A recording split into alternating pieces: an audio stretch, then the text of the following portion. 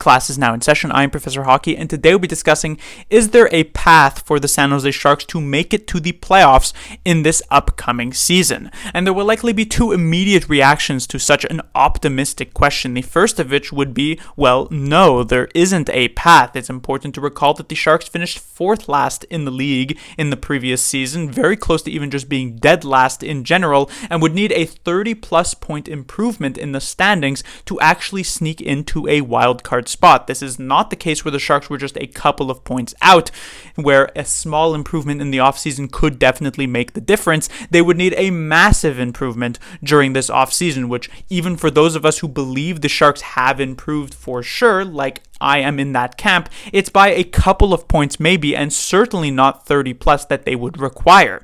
The other immediate reaction would be, even if the Sharks could make the playoffs this season, would they actually want to? It's possible that even if they were to sneak into that wild card spot, they'd end up against a behemoth of the Western Conference in the first round, like the Avalanche, the Golden Knights, or the Dallas Stars, and just get smacked around in 4 or 5 games, leaving themselves out in the first round with, let's say, like a 17th or 18th overall pick, which is not necessarily great when they could finish near the bottom of the standings like they did this past season and get a 4th overall, or potentially even improve on that with like a 3rd, a 2nd, or even a 1st overall choice in the 2024 draft.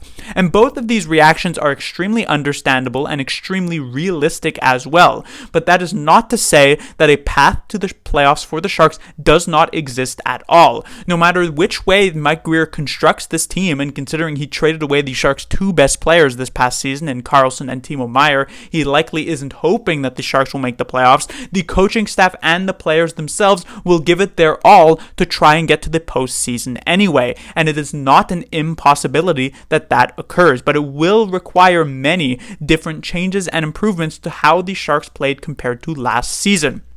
And that starts off immediately with the forward group, and one of the first things that they need to do is play in such a way that will help support their defensemen in their own defensive zone more often. It's no secret that the Sharks' defensive core going into this season is not particularly strong. It is very defensive. It doesn't really have any scoring to it, but even at that point, you don't have any massively shut down kind of guys like a Jacob Slavin of the Carolina Hurricanes or the Drew Doughty of the Los Angeles Kings. You have like Matt Benning of the San Jose Sharks as your best defenseman, who is in the most optimistic sense like a 4th defenseman on any other actually solid defensive core. And so you need those forwards to support them, and that kind of starts off with Logan Couture.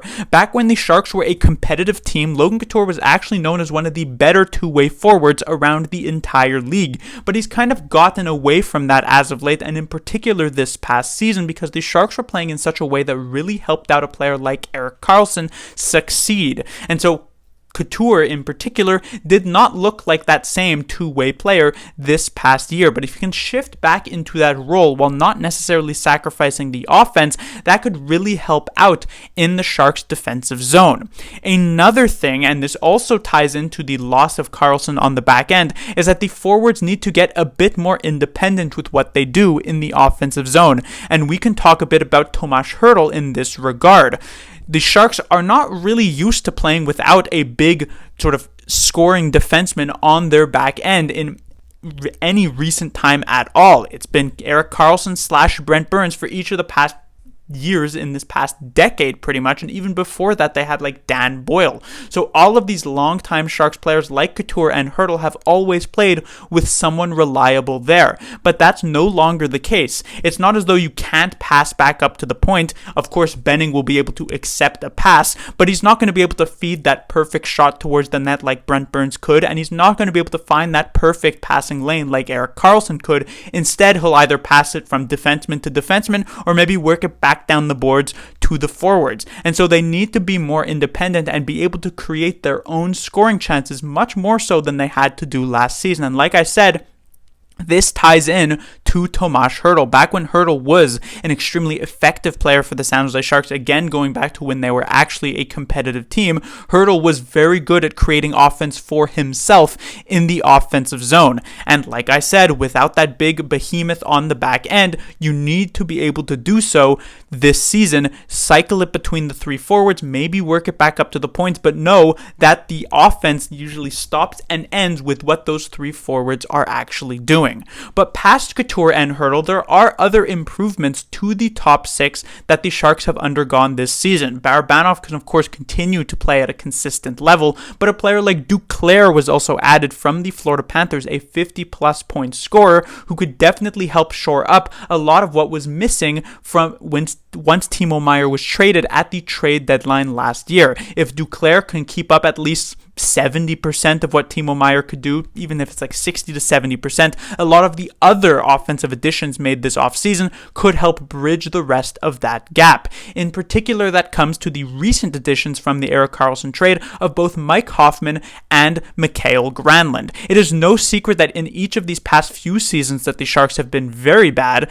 Their top six has been shaky, maybe at times okay, with players like Evander Kane even going back a couple of years, or of course Timo Meier going back to the beginning of this past season. But moving past that top six, the bottom six was entirely made up of players who you would be surprised to see score much more than, let's say, 30 points in a particular year. But going into this season, the Sharks might end up actually having a pretty decent top nine in terms of offensive scoring, because while Couture and Hertl can be those first two centers, the third line can now be centered by Mikael Granlund, who historically, at the very least, has been a pretty effective offensive player. And this will give the Sharks a more balanced attack, which will allow them to come out at the opponents in waves, compared to sort of having like two shifts off essentially for opposing teams. And so Granlund and Hoffman, if they are able to do well and get back, maybe not exactly to their prime levels, because that's very much a lot to ask, but to get back to like those 50-point levels that we know that they have been capable of reaching and perhaps still are capable of reaching, that will definitely help bolster an otherwise weaker San Jose Sharks offense from last season. There is then also the possibility of the younger players really improving for the San Jose Sharks. The recent addition of Filip Zadina from the Detroit Red Wings, the change of scenery is definitely hopeful that he can end up improving and becoming a decent scorer for the San Jose Sharks. Not necessarily like 60 points top six guy, but 40 points, 20 goal kind of guy is not necessarily out of left field. When it comes to a player like Kevin Labanc, we have been waiting for him to really find any sort of consistency these past few seasons. But the major thing to point out is that Labanc, the season where he had the most success was back in 18-19, when the Sharks had so much offensive depth that they were able to put Labanc on a third line with Joe Thornton and Marcus Sorensen. And playing with a player of Joe Thornton's caliber, even in his more advanced age at the time, was allowing Kevin Labanc to shine even at even strength. And this season, if placed, let's say, on a third line with another solid playmaker like Mikael Granlund, that could be another opportunity where Labanc could end up shining as well. The major issue with Kevin Labanc this past year was that when he was moved away from that Hertl-Meier line, where he actually had a decent amount of success, he'd end up getting placed in the bottom six with like Svechnikov, Gadjevich, Nico Sturm, or whoever, and just see zero offensive help. Labanc is not the type of player who's going to drive his own line. He needs the help, and a player like Granlund as a third line center for him would absolutely allow him to shine, especially when he'll be playing against weaker competition, because of the fact that he would be indeed on that third line. But then there's also the even younger players who could potentially come into the lineup here that would be all gravy, all plus for the San Jose Shark, all upside for this team. And that usually kind of starts and stops with William Eklund. Yes, there are the opportunities for Gushchin and Bordeleau, but these two players feel a bit more borderline and may not be able to lock down a long-term spot in this upcoming season. But Eklund absolutely seems like a player who is primed to have a long-term spot, and any amount of points that he puts up will be an improvement over the Sharks' offense last season, as long as it's more than like 5 or 10 points than what like Gadjevich was putting up. And so if William Eklund could come in here and put up 40, 50 points, that would be yet another boost to the Sharks offensively. But moving past even just the top 9, the Sharks' fourth line has also been kind of anemic when it comes to offensively. It's been filled with players like let's say Steven Lorentz or Oscar Lindblom or Jona Gadjevich, who are okay-ish, but not really offensive juggernauts, or at least we're not playing like offensive juggernauts. But with the increased offensive depth, with the additions of Zadina, Duclair, Hoffman, Granlund, all of these players, Eklund potentially jumping into the lineup, the Sharks might be able to actually ice a solid fourth line consisting of players like Jacob Peterson, Nico Sturm, Luke Cunnin, Fabian Zetterlund, guys who might not even be fourth liners on actual good teams. It's very possible that Nico Sturm could be like a third liner on a good team, or same with Jacob Peterson, depending on how he plays compared to the few games he had at the end of last season. And so this forward group could end up being rather solid for the San Jose Sharks. And like I said, if they make those changes systematically to help support their defensemen, that will also go a long way in improving the Sharks from a goals against point of view. But this also sort of starts and stops with the goaltending as well. You take a look at Kähkönen and Blackwood, and if they put up performances like what Kähkönen and Reimer did last season, there is absolutely zero way the Sharks managed to make the playoffs. And so you're either looking for Kähkönen to have a massive rebound season where he sort of reinvents his game, or you're looking for Blackwood to actually get back to what he was back at the beginning of his career and take over the starting job for the San Jose Sharks. One of these two things absolutely needs to happen if the Sharks want any chance of making it to the playoffs, because it is absolutely not going to be the case that a goaltender with a close to 4.0 goals against average will lead this team to a playoff spot.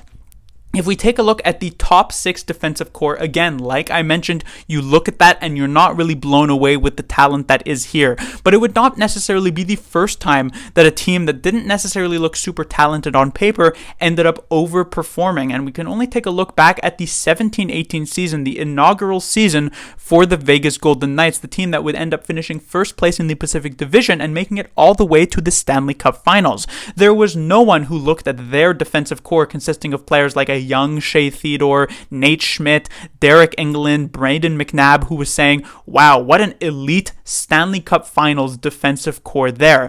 But because of the system that they committed to under Gerard Gallant, they ended up playing in such a way, especially with some overperforming forwards like William Karlsson, Riley Smith, and Jonathan Marchessault, they ended up playing in such a way that was enough to beat out every other team in the Western Conference. And so the Sharks could use that Golden Knights squad as motivation and inspiration to say that even if we don't necessarily look super impressive on paper, if we commit to a certain style, we can absolutely win games. Now, this is not to say that the Sharks are going to finish first place in the Pacific Division. Like I said, it would require a massive improvement of points in the standings just to make the playoffs, but it is to say that a path exists if things go right, and it's to say maybe if you are hoping for a playoff spot for the San Jose Sharks, if you do want to see some postseason hockey, to not give up all of that optimism just yet, and let's see what happens at season start.